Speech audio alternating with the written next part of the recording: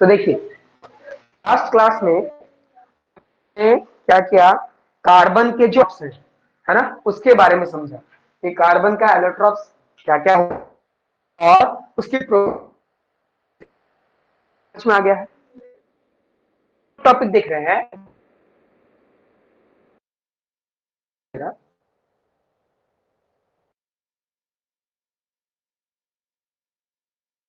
Organic chemistry और इस phase में है केमिस्ट्री, ठीक है, ऑर्गेनिक और इनऑर्गेनिक। कोई भी ऐसी बात नहीं जिसमें आपको कंफ्यूजन हो, ठीक है, ध्यान देना। ऑर्गेनिक केमिस्ट्री यानी या ऑर्गेनिक कंपाउंड किसको बोलते हैं, याद रखना कि ऑर्गेनिक केमिस्ट्री में भी कार्बन रहेगा और इनऑर्गेनिक केमिस्ट्री में भी कार्बन रहेगा, दोनों में रहेगा।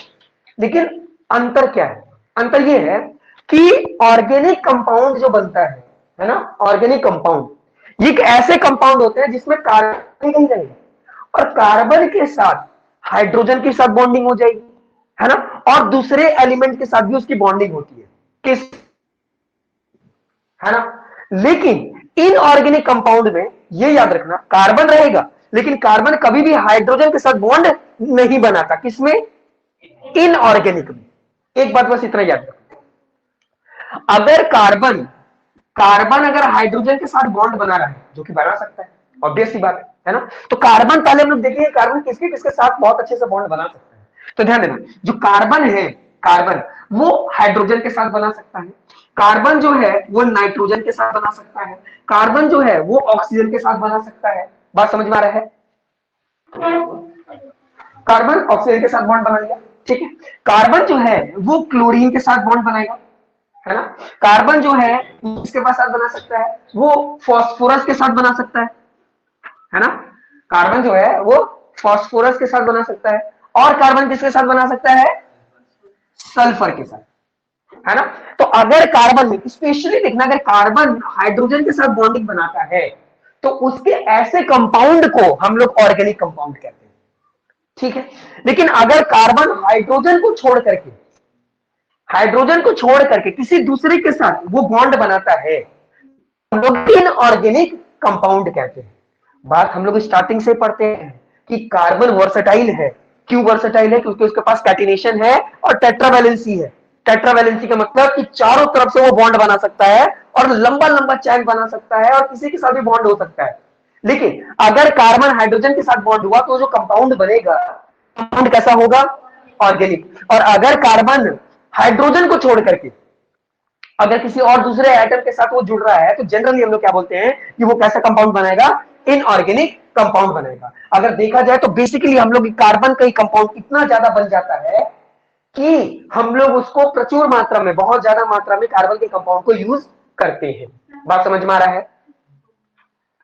तो ध्यान देना, हम लोग अगर देखेंगे क्लास 10 में अगर देखा जाए तो स्पेशली हम लोगों को ऑर्गेनिक कंपाउंड के बारे में पढ़ना है ना। स्पेशली किसके बारे में पढ़ना है, ऑर्गेनिक के बारे में, यानी कार्बन हाइड्रोजन के साथ जो एटम बनाता है यानी कंपाउंड बनाता है उसी को हम लोग पढ़ना है। तो जब भी कार्बन हाइड्रोजन के साथ बॉन्ड बनाएगा, जब भी कार्बन हाइड्रोजन के साथ बॉन्ड बनाएगा, ठीक है, तो उसको हम लोग क्या बोलेंगे, हेट्रो एटम, है ना। ये जो बॉन्ड बनाया, है ना, ये जो बॉन्ड बनाया, क्योंकि किसी को रिप्लेस करके दूसरी जगह पर अपने अटैच हो जाना, बॉन्ड होना, उसको हम लोग कहते हैं हेट्रो एटम, है ना।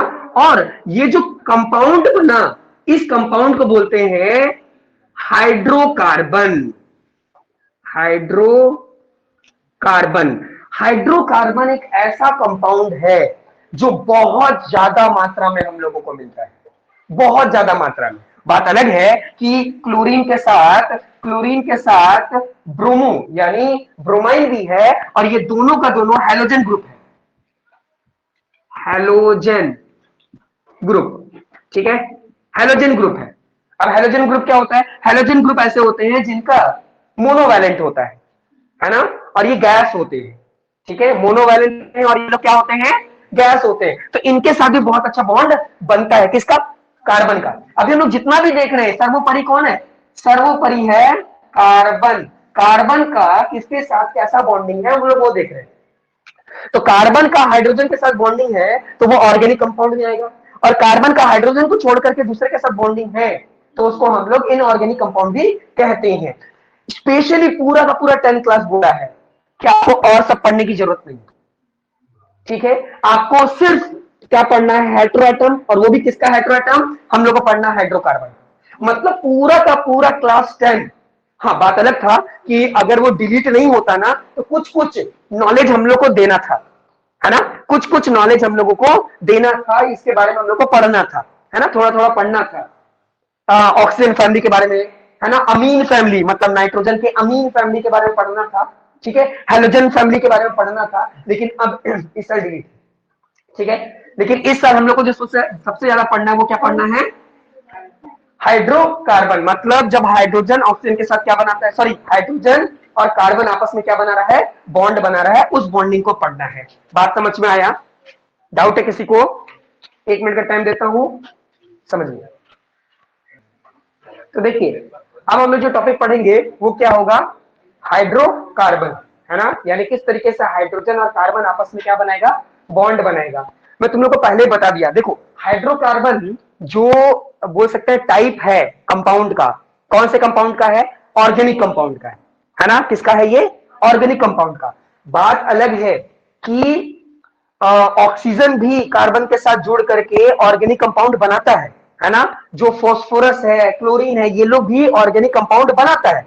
लेकिन कभी भी दो हाइड्रोजन मिल करके, है ना, वो ऑर्गेनिक कंपाउंड नहीं बना सकते।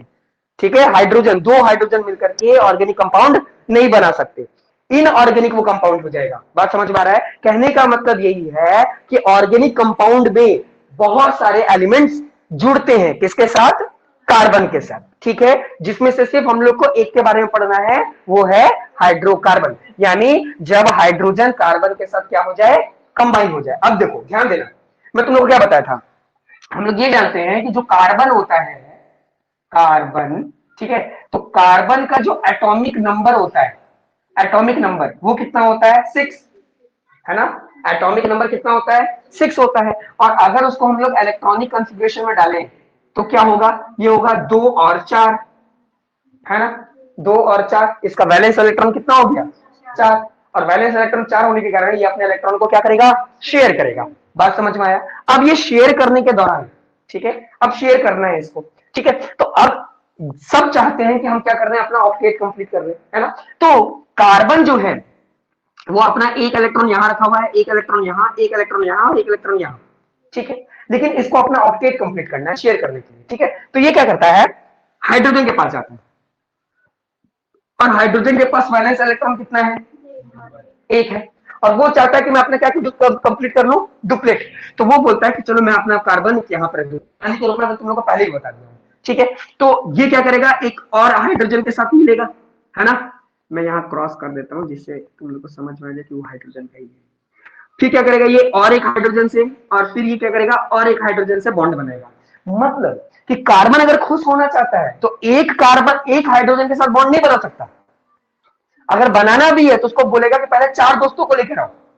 अगर एक को लेकर आ गया तो मान लो ये तो खुश हो जाएगा, ये तो खुश हो जाएगा, लेकिन क्या कार्बन खुश हो पाएगा, हाँ? अगर 2 को लेकर आ गया तो ये दूसरा भी खुश हो जाएगा, लेकिन क्या कार्बन खुश हो पाएगा, नहीं खुश हो पाएगा। अगर मान लो ये 3 को ही लेकर आ गया तो तीसरा खुश हो जाएगा, लेकिन क्या कार्बन खुश हो पाएगा, नहीं होगा। लेकिन अगर ये चौथा हाइड्रोजन को लेकर आ गया तो ये चारों हाइड्रोजन खुश हो गए, क्यों, क्योंकि देखो इसका डुप्लेट कंप्लीट हो गया, इसका डुप्लेट कंप्लीट, इसका डुप्लेट कंप्लीट हो गया, इसका डुप्लेट कंप्लीट हो गया, और सॉरी कार्बन का, इस कार्बन का देखो 1 2 3 4 5 6 7 8, यानी ये ऐसा ले लेगा और इसका क्या कंप्लीट हो जाएगा, ऑक्टेट। बात समझ में आ रहा है? तो ये जो स्ट्रक्चर बना है इसी को हम लोग बोलते हैं लुईस डॉट स्ट्रक्चर, है ना, इसको क्या कहते हैं हम लोग, लुईस डॉट स्ट्रक्चर, तुम लोग पहले भी पढ़ चुके हो। बात समझ में आ रहा है? अब अगर मैं इसको कंडेंस के रूप में लिखूं या नॉर्मल इसके स्ट्रक्चर के रूप में लिखूं, तो स्ट्रक्चर देखिए इसका क्या हुआ। एक देखो, जब भी मैं बताया ना कि 2 डॉट को अगर मिला दे एक लाइन से तो वो बॉन्ड कहलाता है, सिंगल बॉन्ड, है ना। तो यहां भी देखो सिंगल बॉन्ड, और ये भी देखो सिंगल बॉन्ड, और ये भी देखो सिंगल बॉन्ड। बात समझ में आया? यानी कार्बन चारों तरफ सिंगल बॉन्ड बना रहा है, किसके साथ, हाइड्रोजन के साथ, है ना। ये कार्बन इसके साथ बॉन्ड बनाया सिंगल, ये बॉन्ड बनाया सिंगल, ये भी सिंगल, हर तरफ सिंगल। अगर एक ही तरफ में अगर दो दो बनाता तो उसको हम लोग डबल बॉन्ड कहते, एक ही तरफ तीन बनाता तो हम उसको ट्रिपल बॉन्ड बोलते, लेकिन ये चारों तरफ बना रहा है इसलिए इसको हम लोग बोलते हैं टेट्रावैलेंट। क्या बोलते हैं? टेट्रावैलेंट। क्योंकि ये जो भी बना रहा है इसी को, ये जो स्ट्रक्चर दिख रहा है ना, इसको हम लोग बोलते हैं टेट्रावैलेंट। बात समझ में आ रहा है? ये टेट्रावैलेंट स्ट्रक्चर दिख रहा है इसका, और ये इसका इंपॉर्टेंट फीचर। कार्बन के अलावा